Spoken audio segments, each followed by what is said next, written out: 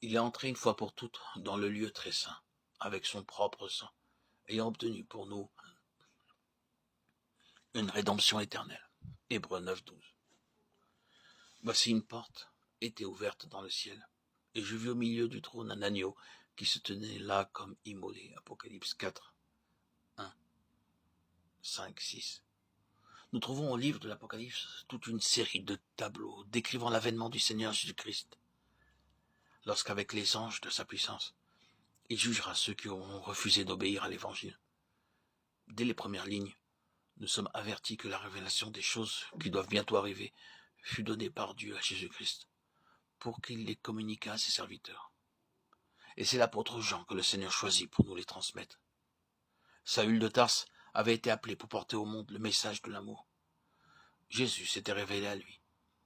Et maintenant, c'est Jean qu'il choisit comme messager pour transmettre ce qui lui sera dit et montré. Tout aussitôt, dans la vision qui se déroule aux yeux de l'apôtre, nous pouvons discerner les pensées de Dieu au sujet du calvaire et les conséquences éternelles de l'incrédulité concernant l'agneau de Dieu, mort pour ôter le péché du monde. Dans la salutation adressée aux églises au nom de Dieu et du Seigneur Jésus-Christ, celui-ci nous est présenté comme le premier-né d'entre les morts.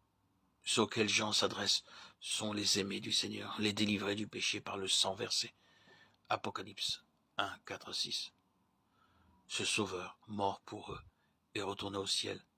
Il représente les rachetés, ceux qui, sortis de la famille d'Adam, font maintenant partie d'une nouvelle race royale et céleste.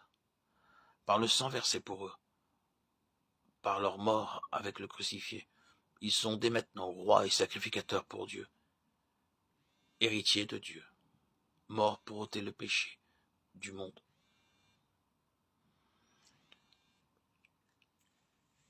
Dans la salutation adressée aux églises au nom de Dieu et du Seigneur Jésus-Christ, celui-ci nous est présenté comme le premier-né d'entre les morts.